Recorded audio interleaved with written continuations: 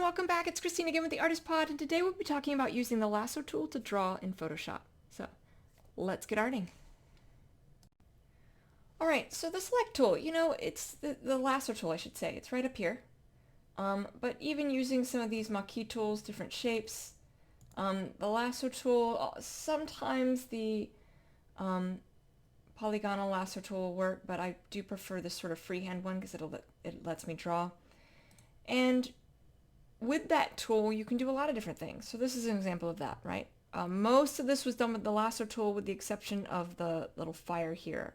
I drew in some small details with the brush tool, with the fire, but otherwise, this was done with the Lasso tool.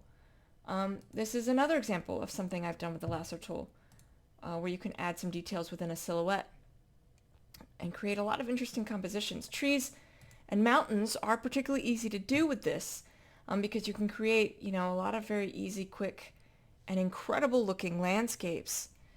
So a lot of good use there.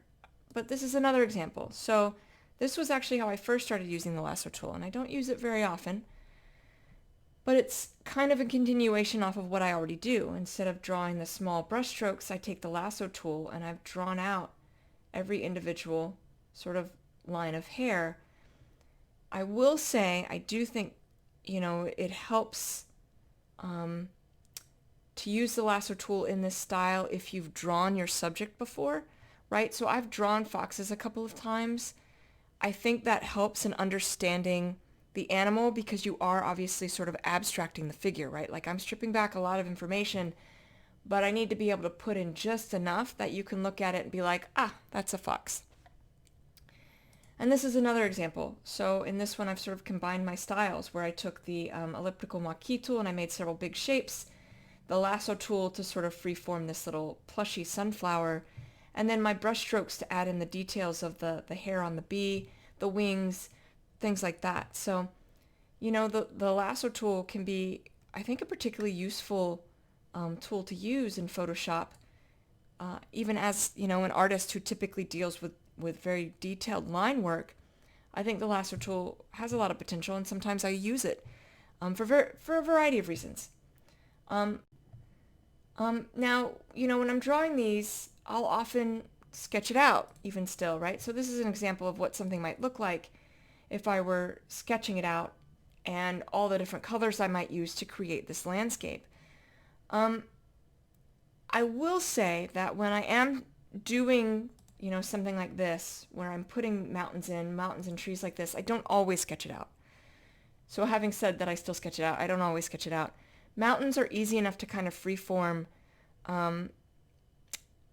So for instance, if I were, let's come in here, I think I already have. I'm actually going to start, typically I start on the bottom layer, and I'm not going to fully do it this time. We'll finish it in the next video. But typically what I'm going to do is I'm going to start with that backwards layer. And when I'm choosing these colors, right, they're all kind of in the same color family. I need the sky to be bright. I need the sun to be brighter, if that's what I'm showing here. So I have it kind of as a sunset. I find that to be pretty effective when I'm doing something like this. So the first thing first is I'm just going to fill this back layer here, not in black, in foreground color. Right, so now we have that. And I'm basically, for this first set of rocks, it's going to be black. So I'm basically going to erase it out, right? It's so close to us, it's kind of black. But I don't necessarily need the sketch layer to do that, right? If I pop this off, I know it's going to be something a little jagged, right? I'm just going to create, a jagged form. Bring it all the way up, connect it all the way over. I missed that top spot, but that's fine. And then erase that out. And you have that first line. Now, was I exact? No. In fact, I cut it back quite a bit.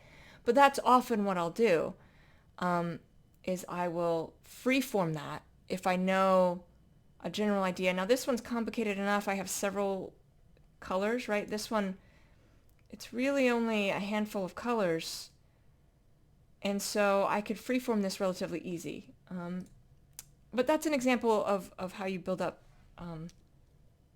a drawing. We'll do this in the next video. I'll fully draw this out with the lasso tool in the next video.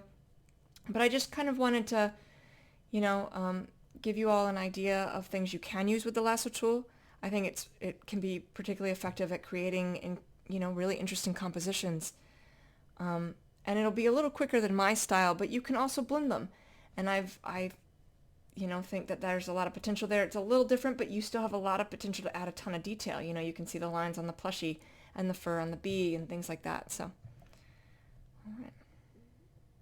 all right, so that is how you use the lasso tool in Photoshop. I hope that was helpful. I know this video was a little short, but I thought I'd throw out some applications of how you can use it.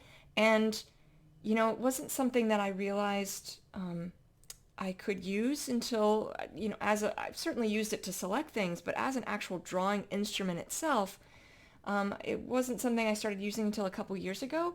And so I still dabble with it. It's not necessarily my primary, but I think it has a lot of interesting potential. And I think some of the landscapes you could probably create with it and other things are incredible. And a lot of potential if, I were to really jump in with both feet and just constantly use the lasso tool. I think you could create incredible works of art with it. So in the next video, we'll be talking about sort of that landscape I had, and I'll show you how I would build that up. It's relatively quick and easy to do. Just takes a little bit of pre-planning, and it can be a really effective tool. In the floating nether next to me, I have other videos of art tutorials I have done, and I will see you all soon. Thank you so much. Take care.